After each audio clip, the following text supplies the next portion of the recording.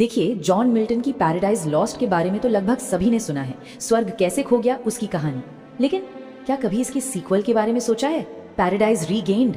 ये बस एक और कहानी नहीं है, ये तो पूरी तरह से एक अलग ही चीज है। आज हम इसी की पड़ताल करेंगे कि कैसे मिल्टन ने स्वर्ग वापस पाने के पूरे आइडिया को ही पलट कर रख दिया। तो चलिए थोड़ा और गहराई में चलते हैं। ये सिर्फ कोई भूली बिसरी सीक्वल नहीं है, नहीं, ये तो हीरोइज्म मतलब वीरता का जो मतलब हम समझते हैं ना, उसे ही फिर से लिखने की एक जबरदस्त कोशिश है। मिल्टन यहाँ सिर्फ एक कहानी को आगे नहीं बढ़ा रहे, वो तो उसे पूरी तरह से उलट रहे हैं, सिर के बल खड़ा कर रहे हैं। अच्छा, इन दोनों में फर्क कितना बड़ा है, इसका पहला इशारा तो इनके साइज से ही मिल जाता है। सोचिए, पैराडाइज लॉस्ट 10,000 लाइनों से भी ज्यादा का एक महाकाव्य, और फिर आता है पैराडाइज रीगेन्ड जो बस 2,000 लाइनों में खत्म हो जाता है। ये कोई एडिटिंग की बात नहीं है, नहीं, ये मिल्टन का एक सोचा समझा फैसला था। तो सवाल उठता है कि उन्होंने इसे इतना छोटा क्यों किया, और इसका जवाब हमें सीधे उनकी कहानी के दिल तक ले जाएगा। तो सबसे पहली और सबसे बड़ी बात, लड़ाई का मैदान ही बदल गया है। मतलब स्वर्ग में जो जंग हो रही थी, फरिश्तों की सेनाएं थी, वो सब भूल जाइए। मिल्टन अब उस पूरे संघर्ष को उस कॉस्मिक स्केल से उठाकर इंसान के मन के अंदर ले आते हैं, एक शांत लेकिन कहीं ज्यादा गहरे अखाड़े में। और ये बदलाव ना कहानी की सेटिंग में साफ दिखता है। एक तरफ है पैराडाइज लॉस्ट, जहाँ नर्क की वो भयानक भव्यता है, चारों तरफ उथल पुथल, खुला विद्रोह, और फिर दूसरी तरफ है पैराडाइज रीगेन्ड, जो हमें एक वीरान जंगल के सन्नाटे और अकेलेपन में ले जाता है। सारा ड्रामा, सारा एक्शन बाहर के शोर शराबे से हटकर अंदर के संघर्ष पर फोकस हो जाता है। पैराडाइज लॉस्ट में जो नर्क दिखाया गया है ना, वो सिर्फ कोई जगह नहीं है, वो तो शैतान का ही आईना है। उसका घमंड, उसका विद्रोह, उसका नैतिक पतन, सब कुछ उस जगह में झलकता है। ये एक ऐसा स्टेज है जो उतना ही बड़ा और भयानक है जितनी बड़ी शैतान की अपनी ख्वाहिशें थी। अब जरा इसकी तुलना उस वीरान जंगल से कीजिए।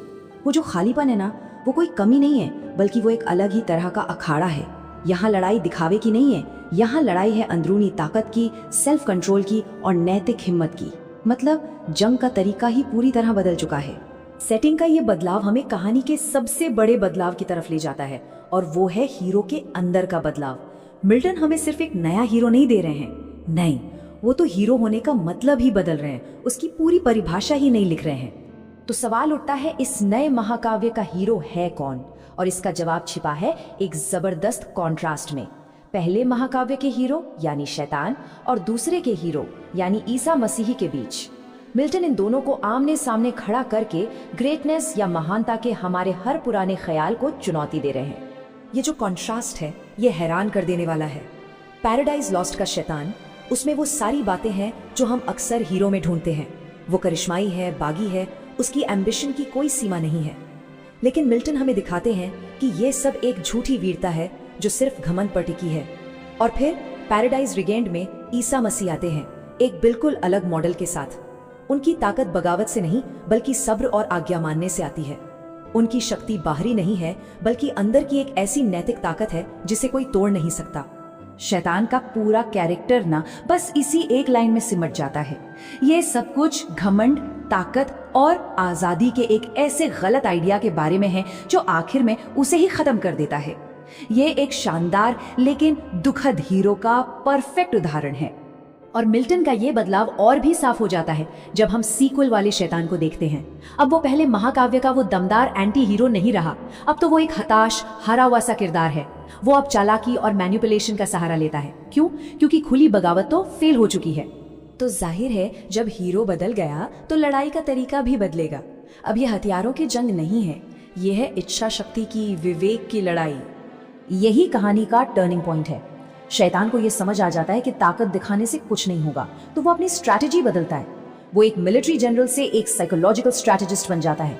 अब वो सीधे किले पर हमला नहीं कर रहा, नहीं, अब वो ईसा मसीह के इंसान होने की कमजोरियों को ढूंढ रहा है, उनकी इच्छाएं, उनकी डर, उनकी महत्वाकांक्षा।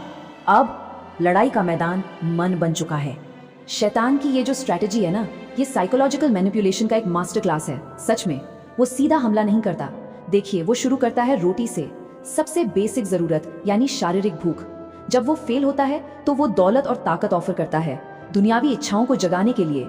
फिर वो शोहरत की तरफ जाता है, यानी नाम और तारीफ की चाहत। और उसका आखिरी और सबसे चालाक हमला है ज्ञान का ऑफर, जो बौद्धिक घमंड को लुभाता है। ये एक एक करके सीढ़ियां चढ़ने जैसा है, किसी भी तरह की कमजोरी को ढूंढ निकालने के लिए। तो ईसा मसीह का जवाब क्या होता है? कोई दिखावटी पलटवार नहीं, ना तलवारें हैं, ना कोई जोशीले भाषण। उनके हथियार बहुत शांत है, लेकिन उन्हें कोई तोड़ नहीं सकता। उकसावे के सामने सब्र, धोखे के सामने लॉजिक और तर्क, और मजबूत सेल्फ कंट्रोल। मिल्टन यही कहना चाह रहे हैं कि असली ताकत यही है, एक ऐसा किला जिसे अपनी मजबूती साबित करने के लिए शोर मचाने की जरूरत नहीं पड़ती। और ये लाइन इस नए तरह के हीरोइज्म का पूरा सार है। मिल्टन के हिसाब से सच्ची महानता जीतने में नहीं है, बल्कि सहने में है। नैतिक तकलीफ को सहने और उसके बावजूद सच पर टिके रहने की क्षमता में। मतलब एक्शन अब सहने की ताकत से पैदा होता है। और ये सब हमें आखिरी सवाल पर ले आता है, वो सवाल जो इस किताब के टाइटल में ही छिपा है। अगर पैराडाइज एक काम की वजह से खो गया था, तो उसे असल में रीगेन या वापस कैसे पाया जाता है? और यहीं पर मिल्टन अपना सबसे बड़ा आइडिया सामने रखते हैं। वो कहते हैं कि असली बहादुरी सल्तनतें जीतने या सेनाओं को हराने में नहीं है। नहीं, ये तो अपने अंदर की खुद की कमजोरियों पर जीत हासिल करने में है। ये लालच के ऊपर ईमानदारी की जीत है, एक आध्यात्मिक वीर का। तो पैराडाइज रीगेन हो गया है, स्वर्ग वापस पा लिया गया है। लेकिन ये कोई बाग बगीचा नहीं है जिसे दोबारा जीता गया हो। ये तो इंसान की आत्मा के अंदर पाया गया एक भीतरी स्वर्ग है, जिसे नैतिक फैसलों और आध्यात्मिक अनुशासन से बनाया गया है। मतलब हार बाहर हुई थी, पर जीत अंदर हुई है। और मिल्टन के लिए ये अंदरूनी जीत कहीं ज्यादा बड़ी है। और आखिर में ये कहानी हमें एक बहुत गहरे सवाल के साथ छोड़ जाती है।